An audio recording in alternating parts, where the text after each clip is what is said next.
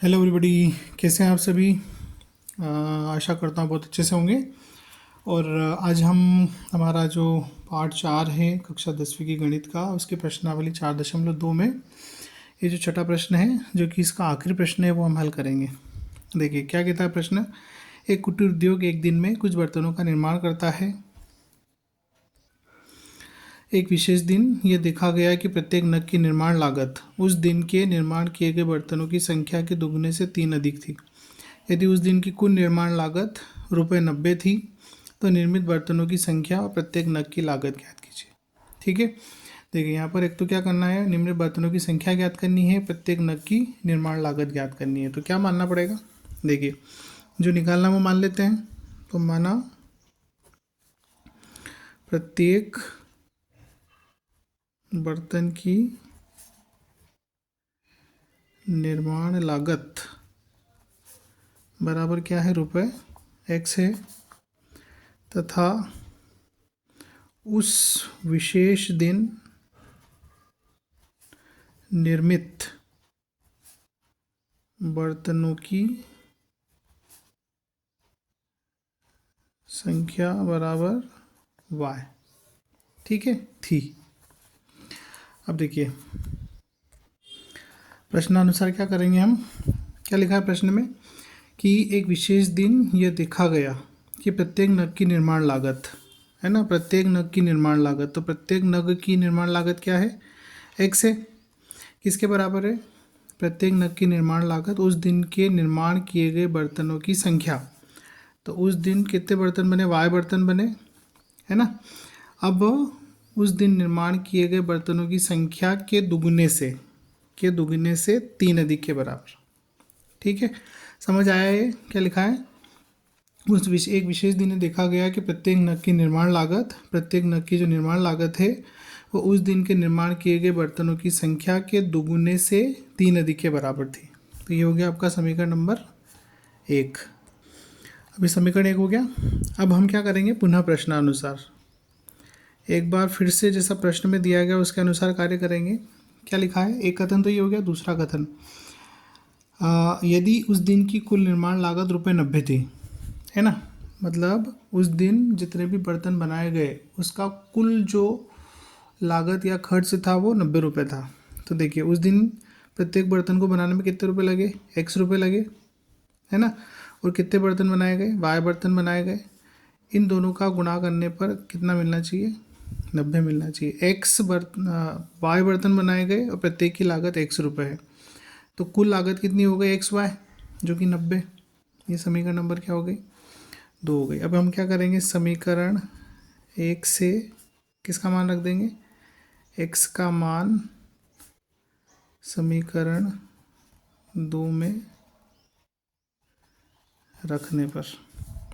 ठीक है, तो यहाँ पर आप मान रखेंगे तो 2y + 3 और फिर y, क्योंकि x की जगह पे आपने ये वैल्यू रख दी है, बराबर 90। 2y का वर्ग, है ना, y का गुणा कर दिया, प्लस 3y, 90 को ट्रांसपोज करके यहाँ ले आए, बराबर 0। ठीक है, अब एक द्विघात समीकरण बन गया है। अब इसमें कॉमन निकलने जैसी कोई वैल्यू नहीं है, तो हम क्या करेंगे, इसका गुणनखंड कर देंगे। इसे 2 मान आपको सोचना है कि जिसको जोड़ने घटाने, वैसे 2 वैल्यू सोचना है कि जिनको जोड़ने घटाने पर प्लस के 3 मिले और गुणा करने पर माइनस के 180 मिले, है ना। जोड़ने घटाने पर 3 चाहिए, जोड़ने ऑब्लिक घटाने पर आपको चाहिए कितना, प्लस का 3, और गुणा करने पर क्या चाहिए, गुणा करने पर आपको मिलना चाहिए 2 गुणा -90 करने से जो मिलता है तो -180। ठीक है, तो ऐसी 2 संख्याएं सोचिए क्या होगी। देखिए तो 180 को हम क्या करेंगे, इसके अभाज्य गुणनखंड करके इसे मान को हम पता कर सकते हैं। देखिए हमने इसका अभाज्य गुणनखंड कर दिए। अब इनमें से किन्हीं भी संख्याओं को गुणा कर लीजिए आप आपस में, तो गुणा करने पर आपको ऐसे मान मिल जाएंगे। देखिए 2 दूनी 4, 4 तिया 12 और 3 5 15, तो वो संख्या क्या होगी, 12 और 15। तो यहाँ लिखूँगा मैं कि 2y का वर्ग। ठीक है, उसके बाद में बड़ी वैल्यू प्लस की लेंगे हम, क्योंकि प्लस की वैल्यू चाहिए हमको जोड़ने घटाने पे, और माइनस के 12y माइनस के 90 बराबर 0। ठीक है। अब यहाँ पर y कॉमन निकल रहा है, तो y कॉमन निकाल लिया हमने, यहाँ बचा 2y और प्लस 15, यहाँ पे माइनस, और कितना कॉमन निकालेंगे यहाँ पर, देखिए 6 कॉमन निकल जाएगा। 6 कॉमन निकालेंगे तो क्या आएगा, 2y और प्लस के 6 कम 6, 6 पंजे 30 बराबर 0। ठीक है। अब यहाँ पर आपका 2y प्लस 15 कॉमन निकल जाएगा और y माइनस 6 बराबर में क्या आ जाएगा, 0 आ जाएगा। यदि हम क्या लेते हैं, y माइनस 6 इक्वल टू 0, तो y इक्वल टू क्या आ जाएगा, 6। ठीक है।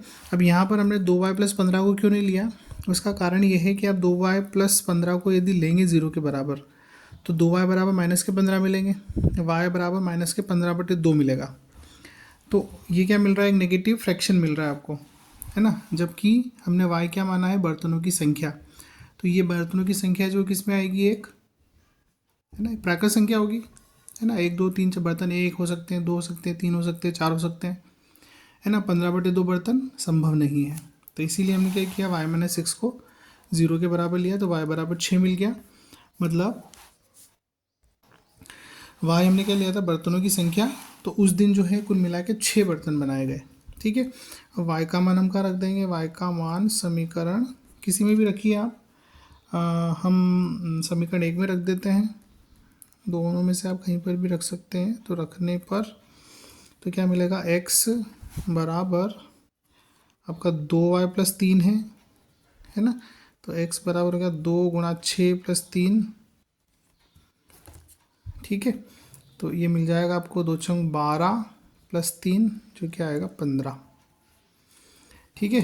तो उस विशेष दिन, हाँ, तो उस विशेष दिन जो बर्तनों की संख्या है वो कितनी है, 6 है जो बर्तन बने, और प्रत्येक बर्तन की जो निर्माण लागत थी वो कितनी थी, 15 रुपये थी।